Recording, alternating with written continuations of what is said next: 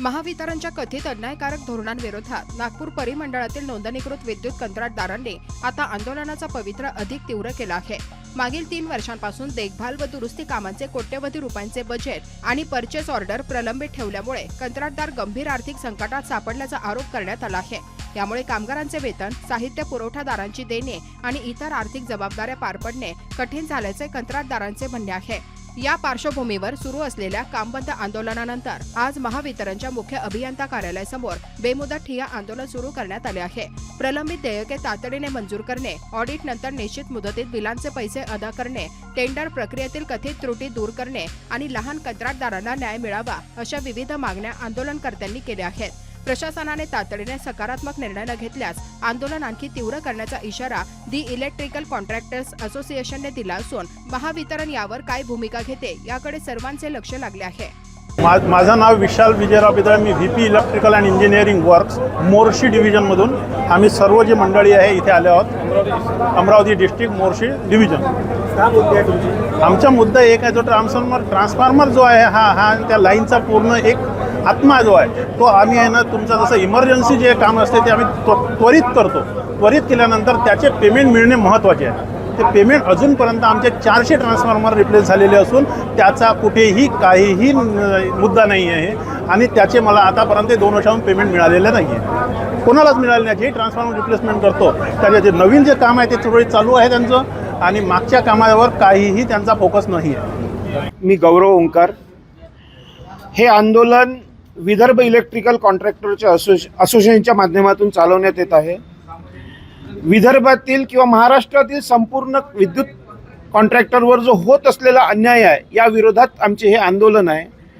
आमची प्रमुख मागणी आहे की मागील 2 वर्षापासून आम्हाला आमचे देयके मिळालेली नाहीत। जसं आर्थिक वर्ष 24-25 आणि 25-26 मधले आमचे जे देयके बाकी आहेत महावितरणकडे ते त्वरित देण्यात यावी।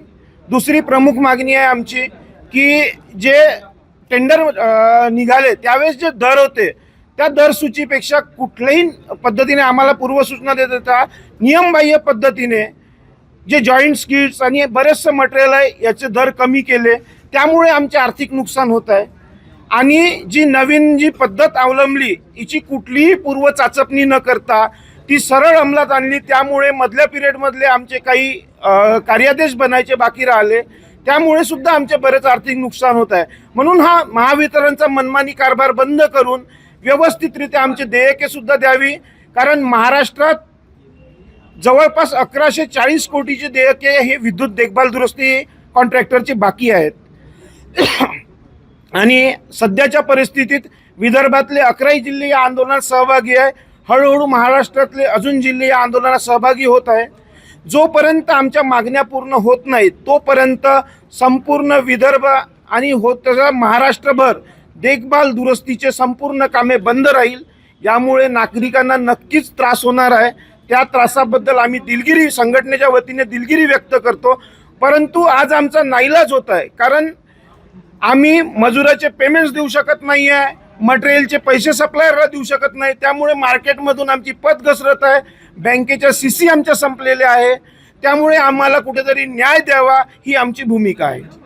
मी गुड्डू पोद्दार, एक साधारण कॉन्ट्रॅक्टर आहे। आमचं हे आंदोलन 1 जुलैपासून बेमुदत चालू राहील जेव्हापर्यंत आमच्या पूर्ण मागण्या पूर्ण होत नाही।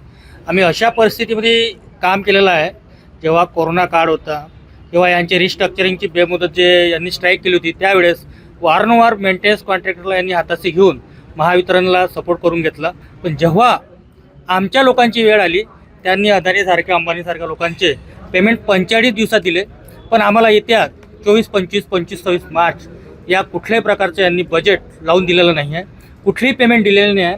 वारंवार कॉन्ट्रॅक्टरची दिशाभूल करत आहे। आम्ही बजेट टाकलं आहे, पेमेंट केलेले आहे। पेमेंट यांनी कोणते केले आम्हाला, जे आमचे बजेट 24-25ला एक वेळा आले होते त्याचे पेमेंट आले आहे, त्यानंतर कुठल्याही कॉन्ट्रॅक्टरला 2 तारखेला थोडा आमचं स्ट्राईक असल्यामुळे त्यांनी एक फी घेतली, त्याच्यामध्ये आमचे औंधेकर साहेब बोलले की तुम्हाला 50% बजेट टाकतोय।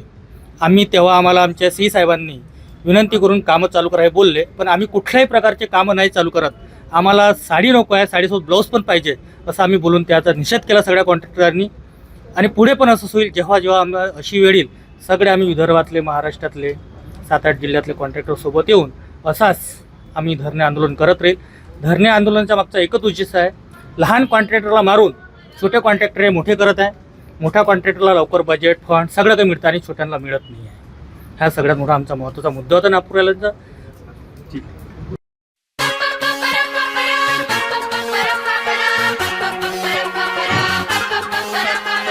आसमानों के आगे है ये सपनों का जहां, पंख लगा कर उड़ भी जाओ, परियों का है आशिया।